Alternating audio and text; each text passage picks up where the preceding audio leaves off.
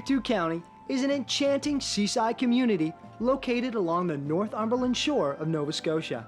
So if you've got a soft spot for cozy coastal escapes, you're not gonna wanna ever leave. But first, you have to arrive. Getting to Pictou is as easy as driving east on Trans-Canada Highway 106 from the New Brunswick-Nova Scotia border. Just take exit 3 off the traffic circle at Pictou and your adventure begins. There are also direct routes from New Brunswick, Halifax, Cape Breton, and Prince Edward Island through Canada's national highway system. But if you want to lay off the wheel for a while and let someone else do the driving, you could take a short ferry ride from PEI if that's where you're coming from. It's a very simple community to get through with an RV. We're based right on the water, so everything is flat. You drive along into the community on your way or coming from or perhaps going to Prince Edward Island. We're right almost at that exit. We simply drive off there, follow the water, and you'll come right into the community. Surrounded and around the community, there's a lot of opportunities to have your RV where you could go camping or stay. There's lots of that facilities around here. Pictou's charming downtown area with stone buildings and bustling marinas will have you wondering what to do next. Strolling the boardwalk, chatting with the hospitable locals, dining at any of the many restaurants, or taking in some of its rich history. If you are a history buff, you'll want to tour the Hector Heritage Quay.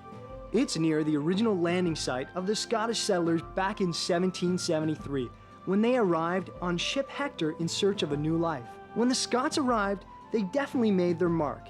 Pictou has very strong ties to Scotland's heritage and culture, which makes it such a distinct place to visit.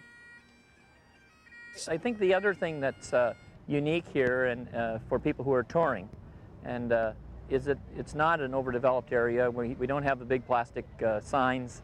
We've kept it in character with our community. We really cherish our heritage and our past. And you can see stone buildings that right along the front street here, easily in walking distance. These are stones that were carried over from Scotland as ballast on the ships before they took the lumber back, which sort of give us a real connection with Scotland and our heritage. Signs of Scottish heritage are evident on city streets with bagpipers playing for locals and visitors alike. But do people want to hear people like Fred play? Some people like the pipes, some don't. It seems to be fairly cut and dried. Those that do, you can tell, and those that don't, they hustle by or sometimes give a reaction, but everybody's very polite, and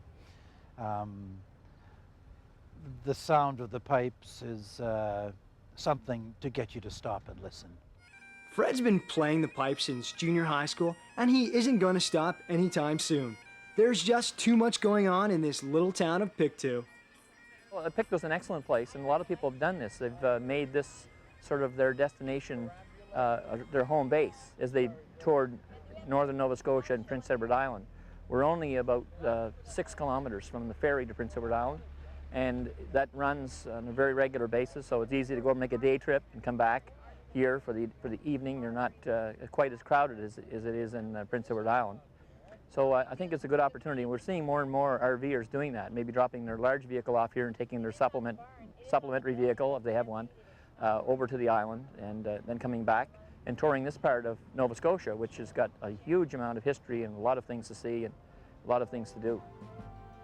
The best part about Pictou is everything is within a 2-block radius of the waterfront, making excursions very simple. And if you're trying to decide just where to head next, be sure to stay with us. We'll be right back to hit the dusty trail and shake off all that driving stress. Don't go away.